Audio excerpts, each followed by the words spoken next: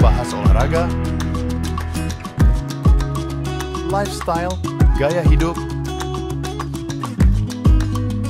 wisata,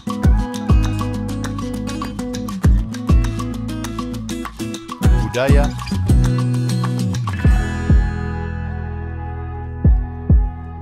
politik dan hukum akan dibahas seru bersama host kece dari Odeng dan co-host tercantik Rida dalam program Pagi Seru Sultan TV.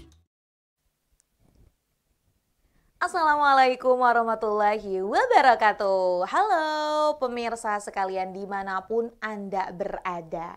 Senang rasanya nih kembali lagi bersama saya Raudlo Rida dalam program Pagi Seru, ulas berita no kaku-kaku. Nah, apa kabarnya nih pemirsa?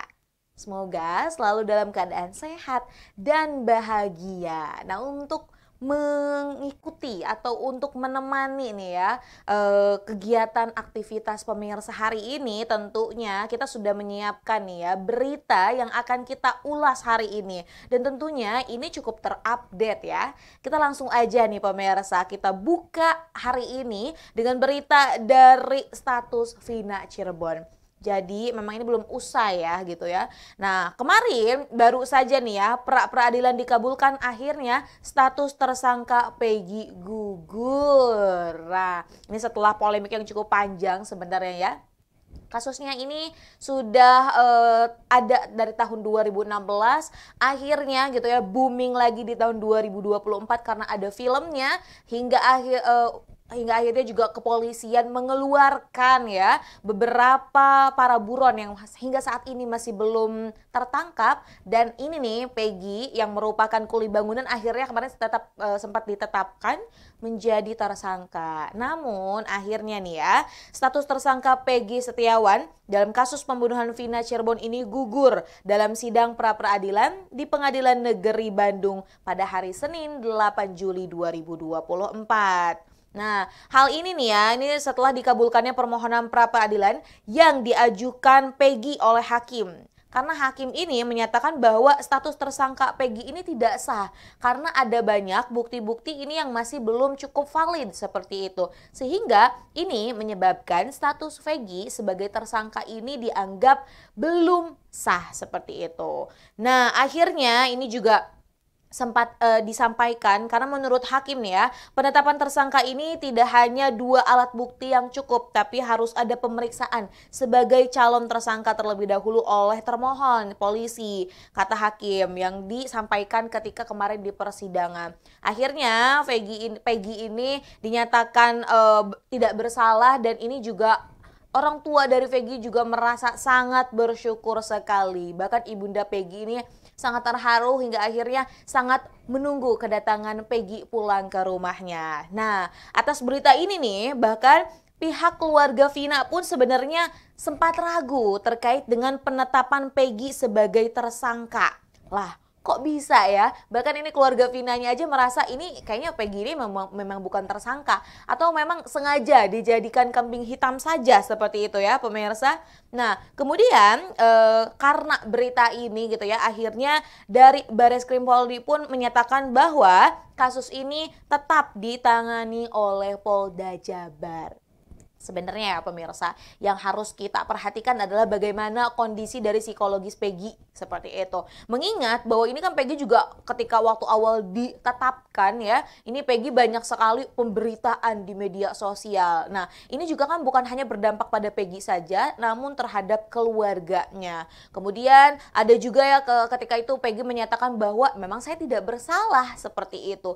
Dan hingga akhirnya hari ini dinyatakan tidak bersalah, tentu ada beban atau ada dampak psikologis yang terkena nih kepada Peggy. Nah, ini juga menjadi perhatian nih untuk kepolisian, untuk bagaimana caranya agar bisa lebih bijak lagi atau lebih benar-benar berhati-hati dalam menentukan status tersangka. Karena di masyarakat kita nih ya, kadang kalau semisal sudah dilabeli sebagai mantan narapidana, itu tuh ada satu beban moral yang ditanggung oleh manusia tersebut. Nah, beruntungnya semoga ya tersangka aslinya nih ya dari kasus pembunuhan Vina dan juga Eki di Cirebon ini segera ditangkap ya.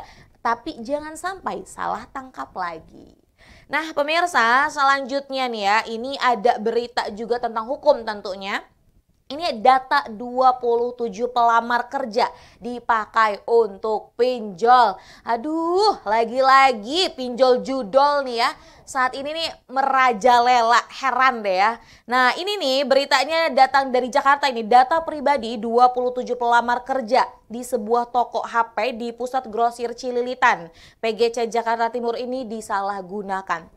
Bagaimana tidak pemirsa? Jadi katanya nih ya, ini selaku tersangka gitu ya. Tersangkanya ini menggayat para korban untuk mendapatkan pekerjaan dengan salah satu syaratnya adalah memberikan KTP, kemudian memberikan foto diri, bahkan HP-nya pun dipinjam gitu. Nah, ketika HP-nya dipinjam itu akhirnya unduhlah aplikasi pinjol-pinjol yang memang ada di App Store seperti itu.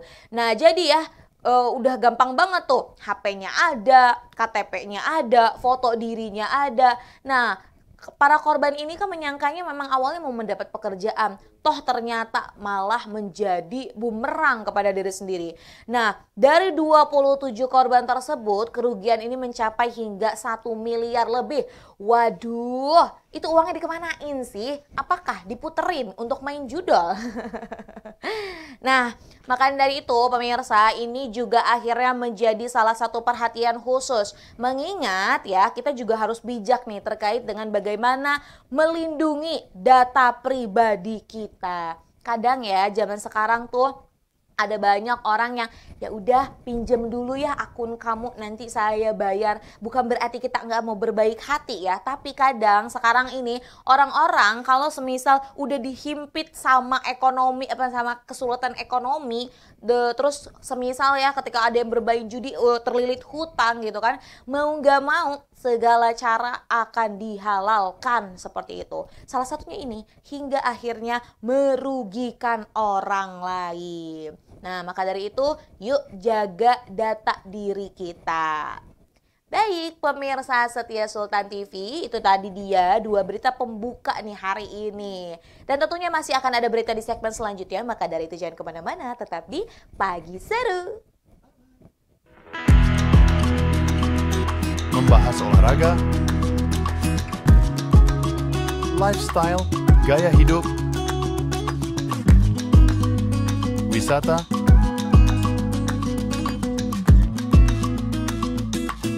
budaya,